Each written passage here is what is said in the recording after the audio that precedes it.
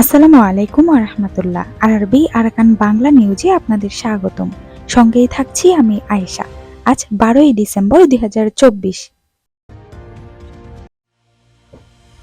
Arakan আর্মির উত্তর Rakhine দখল, কি ভাগ্য অপেক্ষা করছে রোহিঙ্গাদের। আরাকান আর্মি উত্তর রাখাইনের সম্পূর্ণ নিয়ন্ত্রণ লাভ করায় রোহিঙ্গা মাউন্টের বিরুদ্ধে নতুন করে সহিংসতার আশঙ্কা প্রত্যাবাসন প্রচেষ্টাকে জটিল করে তুলছে।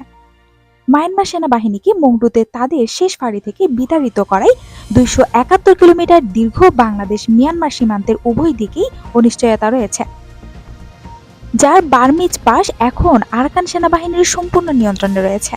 মংডু দখলের ফলে রাখাইন রাজ্যের উত্তরাঞ্চলে জাতীয়তাবাদী সশস্ত্র গোষ্ঠীর নিয়ন্ত্রণ সম্পূর্ণ হয়।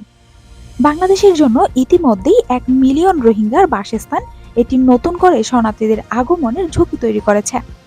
এটি ইতিমধ্যে বাসী প্রত্যাবাসন সংলাপের আরও ব্ল্যাকের চিত্রও এঁকেছে।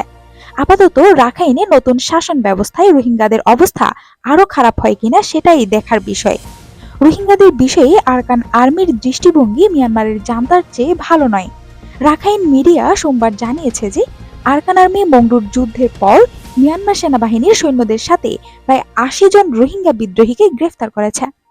Arakan Rohingya army ARA, Arakan Rohingya salvation army ARSA এবং রোহিঙ্গা সলিডারিটি অর্গানাইজেশন RSO এর রোহিঙ্গা মিলিশিয়ারা মংডুর ঘাঁটি থেকে পালিয়ে আসা সৈন্যদের মধ্যে ছিল।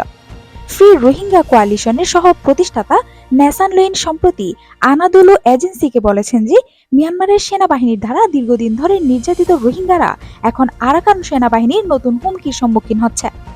রোহিঙ্গাদের ক্ষেত্রে আরাকান সেনাবাহিনীর একই উদ্দেশ্য মিয়ানমারের সেনাবাহিনীর মতো। লুইন জোর দিয়েছিলেন যে বাংলাদেশের রোহিঙ্গা শরণার্থীরা যতক্ষণ না আরাকান আর্মি তাদের ভূমি নিয়ন্ত্রণ করবে ততক্ষণ তারা ফিরে আসতে পারবে না। যেহেতু মিয়ানমারের রোহিঙ্গারা প্রধানত রাখাইনে বসবাস করে, তাই এটা যুক্তিযুক্ত যে আরাকান আর্মি এবং তার রাজনৈতিক শাখা ইউনাইটেড লীগ অফ আরাকানকে রোহিঙ্গা প্রত্যাবাসনের আলোচনায় অন্তর্ভুক্ত করা হবে।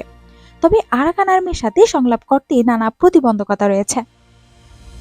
রোহিঙ্গা প্রত্যাবাসনের বিষয়ে বাংলাদেশের আলোচনা আরাকান সেনাবাহিনীর সাথে নয়, তাতমাদুর সাথে ছিল।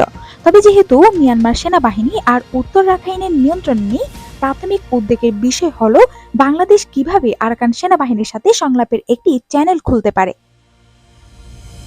যেটি একটি নন স্টেট অ্যাক্টর। সেখানে তাদের শক্ত ঘাঁটি থাকা সত্ত্বেও তাদের কোনো সরকারি স্বীকৃতি নেই। তবে তিনি উল্লেখ করেছেন যে রাখাইনে ভারতের আগ্রহ বাংলাদেশকে আরাকান সেনাবাহিনীর সাথে সংলাপ শুরু করতে সহায়তা করতে পারে। কালাদান প্রকল্পের কারণে ভারতেরও এতে আগ্রহ রয়েছে। যেহেতু 7 সিস্টারের নিরাপত্তা এবং উন্নয়ন কালাদান প্রকল্পের সাথে যুক্ত, তাই ভারত আরাকান সেনাবাহিনীকে টেবিলে আনার জন্য যথাসাধ্য চেষ্টা করবে, হয় সাহায্য প্রদান করে যেমন পুনর্গঠনের জন্য, বা তাদের সাথে আলোচনার মাধ্যমে এটি একটি বাস্তবসম্মত পদক্ষেপ হবে এবং বাংলাদেশের সুবিধা নিতে পারে।